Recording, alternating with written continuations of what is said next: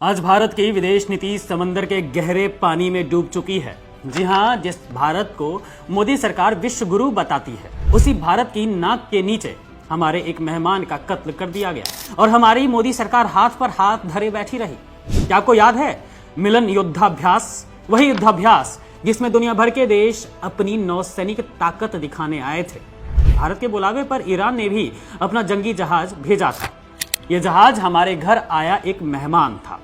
भारत की महामहिम द्रौपदी मुर्मू के सामने इस जहाज की खूबियां गिनाई गई थी, इसकी शान के कसीदे पढ़े गए थे। लेकिन अफसोस, जिस मेहमान का हमने रेड कारपेट बिछाकर स्वागत किया, उसे अमेरिका और इजराइल ने मिलकर समंदर की गहराइयों में दफन कर दिया और हमारी 56 इंच वाली सरकार मूक दर्शक बनी देखती रही। दोस्तों, भारतीय परंपरा क्या कहती है? कहती है अतिथि देवो भवः। लेकिन मोदी सरकार ने इस परंपरा को अपने विदेशी आकाओं के सामने गिरवी रख दिया है। सवाल सीधा है, जब ईरान का वो जहाज हमारे बुलावे पर आया था, तो क्या उसकी सुरक्षा की जिम्मेदारी हमारी नहीं थी? अगर हमारे समुद्री क्षेत्र के आसपास हमारे मेहमान सुरक्षित ही नहीं हैं, तो कल को कौन सा देश भारत के बुलावे पर भरोसा करेगा? ये कूटनीतिक विफलता की पराकाष्ठा है। अंतर्राष्ट्रीय मंच पर भारत की साख आज दांव पर लगी है। दुनिया देख रही है कि भारत अपने मेहमानों तक को नहीं बचा पा रहा है। लोग सोशल मीडिया पर पूछ रहे हैं कि क्या मोदी सरकार पूरी तरह से पगला गई है?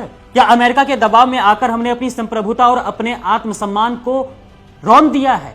सोशल मीडिया पर वायरल हो रहे दावों ने सरकार की पोल खोल दी है। ये साफ दिखा रहा है कि मोदी सरकार ने अपनी असल विदेश नीति को अपने सियासी फायदे के लिए बलि चढ़ा दिया है। जी हां, अपने फायदे के लिए।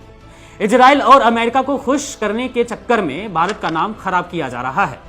आज समंदर में जो आग लगी है, उसकी तपिश दिल्ली के गलियारों तक पहुंची है। ये चुप्पी देश का नाम खराब कर रही है। जी हां, मोदी सरकार की चुप्पी। जब हम अपने ही पड़ोस में, अपने ही समुद्री इलाके में हो रहे हमलों को नहीं रोक सकते, तो किस मुंह से विश्वगुरु होने का दावा करते हैं? क्या सरकार की बहादुरी सिर्फ जुमलों और विज्ञापनों तक ही सीमित है? असल मैदान में तो हम अपने मेहमान को भी नहीं बचा पाए। दोस्तों, ये मामला सिर्फ एक जहाज के डूबने का नहीं है, ये भारत के भरोसे के डूबने का है। ईरान ने हम पर भरोसा किया, अपना जहाज भेजा और हमने बदले में उसे अमेरिका और इजराइल के रहमो करम पर छोड़ दिया।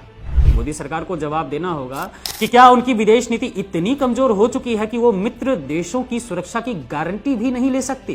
क्या हम सिर्फ बड़ी बड़ी बातें करने के लिए बने हैं?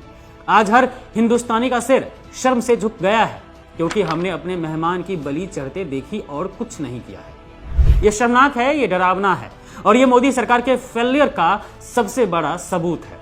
क्या आप भी मानते हैं कि मोदी सरकार ने भारत की साख को मिट्टी में मिला दिया है? अपनी राय कमेंट बॉक्स में जरूर लिखें और इस सच को हर भारतीय तक पहुंचाएं।